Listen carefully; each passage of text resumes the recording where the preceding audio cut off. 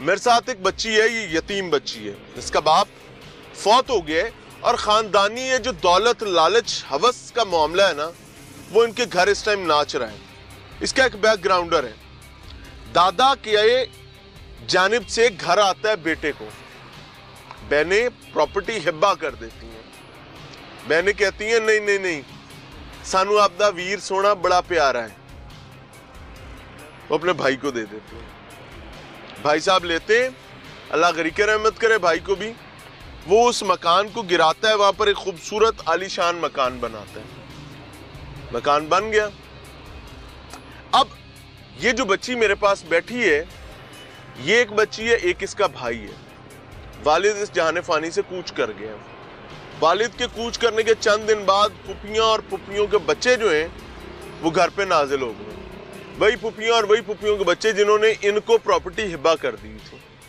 और अब सिचुएशन ये है कि वो उस घर पर कब्जा करना चाहते हैं। और सिर्फ कहानी कब्जे तक की नहीं है, कब्जे से आगे कहानी ये उठती है कि माँ का अकलौता बेटा, बहन का अकलौता भाई इस टाइम जेल की सलाखों के पीछे है। क्यों? क्योंकि गली मोहल्ले से किसी दोस्त यार से वेपन लेता है,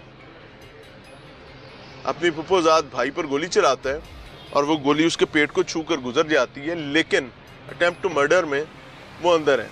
अब ये माँ और बेटी जो है बेचारी, कभी इंसाफ लेने के लिए एक दरवाजे कभी दूसरे दरवाजे, लेकिन इनके साथ बड़ा जुल्म क्या हुआ है। बाप पहले फौत हो गया, भाई इस पॉइंट तक कैसे पहुंचा है कि इन्होंने एक के बाद एक पुलिस के दफ्तर में दरखास्त दी, तरले किए, मिन्नतें की कि खुदा का नाम है, हमारा घर है, हमारे घर में आके बैठ गए हैं, हमें कहते हैं घर से निकलो, घर का कब्जा लेना चाहते हैं, बचा लें।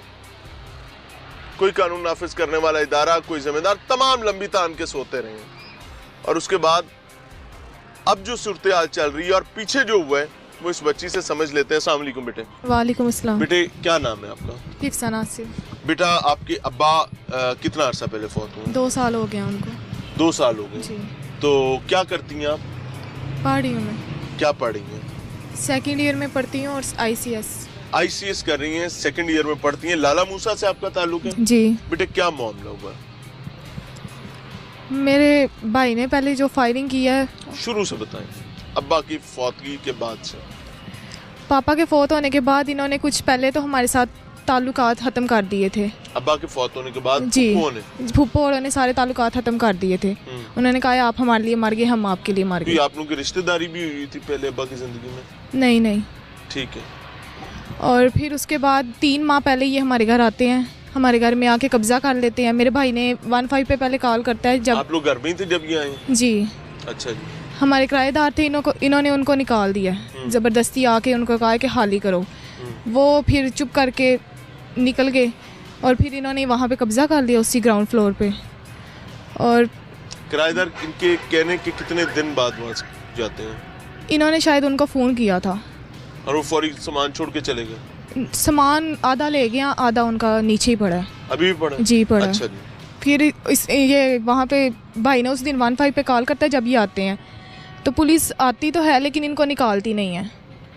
फिर उसके बाद पुलिस ऐसे ही चली जाती है, इनको कुछ करती नहीं। फिर भाई 7 दिन तकरीबन निकाल के वो फिर फायरिंग कर देता है कज़न पे। इनकी आपस में भाई फायरिंग कर देता है कज़न पे? जी, बहस होती है इनकी आपस में, तो ग्राउंड फ्लोर के चक्कर। जी। और जब ये लड़ाई हो जाती है फिर मेरा भाई जेल चला गया था और अभी भी ये नीचे फिर कब्जे, इन्होंने अपना कब्जा जमा के रखा हुआ है। जी। आप लोगों ने अभी घर जाना है तो वहीं से गुजर के जाना है? जी।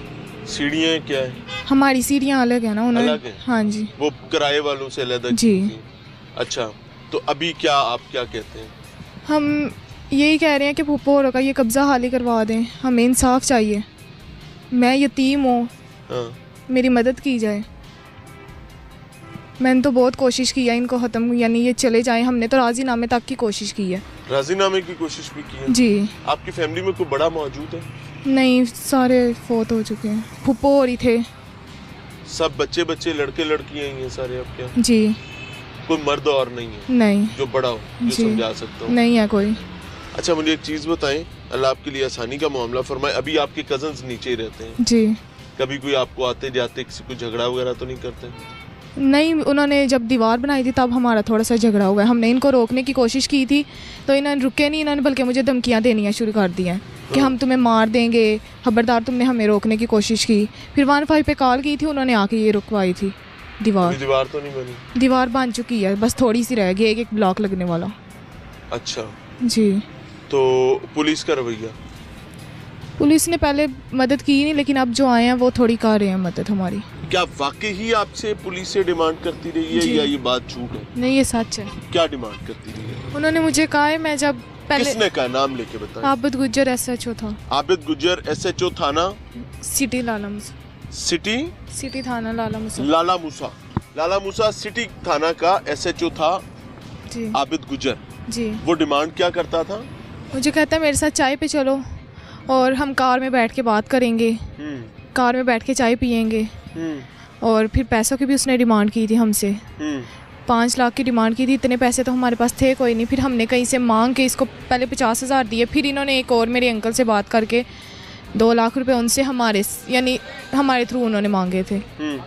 फिर हमने अंकल से लेके इनको दिए थे। ये बात जब इसने आपको की थी कार में बैठने की और कार में अलहदा चाय पीने जाने की, ये बात इसने फेस टू फेस की थी, टेलीफोन पे की थी, कैसे की थी? 2-3 दफ़ा इन्होंने की थी। हम जब सिटी थाने आते थे ना, जब भी, तो ये बात करते थे कि चाय पीनी है। तो हम चुप करके चले जाते थे। फिर उसके बाद इन्होंने फ़ोन पे बात की थी। फ़ोन पे इन्होंने ये कहा था कि कार में बैठेंगे, बात करेंगे और चाय वगैरह पियेंगे। बाहर के लोग देखेंगे तो वो गलत समझेंगे, इसलिए हम कार में बैठ के सारी बातें करेंगे। यानी मामला भी सुनना है तो कार में बैठ के जी। फिर आपका पर्चा नहीं हुआ क्योंकि आप कार में नहीं बैठी साहब? नहीं, पर्चा बाद में हुआ है। जी। पर्चा तो जैसे हुआ वो भी मैं अपने नाज़रीन को बताऊंगा। जी। ये बात आप हल्फन कह सकती हैं? जी, मैं कह सकती हूँ। अल्लाह को गवाह बनाकर अगर कहनी पड़े तो कह सकती हैं? जी। आपकी वालदा भी साथ बैठी? मैं जी, मेरी वालदा भी गवाह है। वो साथ थी उस वक्त जब इन्होंने बात की। जरा वालदा को दे माइक। अच्छा, ऑनेस्टली बताऊं, उनको ना वो पठान फैमिली से है तो उनको उर्दू बोलने में थोड़ा प्रॉब्लम। ये क्या बात हुई है? असल जद भी आमदे से उनके पास हूँ। उन्हें मेरी बेटी ने करना सी, तेरी बेटी बहुत खूबसूरत है, मुझे बहुत अच्छी लगती है। मैं मनु गुस्सा आता इस बात पर कि मेरी बेटी तो अच्छी लगती है, नहीं अच्छी लगती, वो मुझको लगती है क्योंकि वो मेरी बेटी है। लेकिन अबद गुजर हर वक्त कदे इनको कहता सी कुक्कड़, कदे कहता सी मुर्गी। मैंने गुस्सा आता सी, मैं कहना मुर्गी तो ना कहकर मेरी बेटी है। आपकी बाजी, आपकी बेटी बहुत ही खूबसूरत है, आपकी बेटी बहुत ही खूबसूरत है, तो तुम मानो पैसे दो, इंज करो। मेरी बेटी ने मेरी शज़ेब बेटे को में अबद गुजर ने बहुत ज़्यादा मारा। किसको मारा? मेरी बेटे को, शज़ेब को।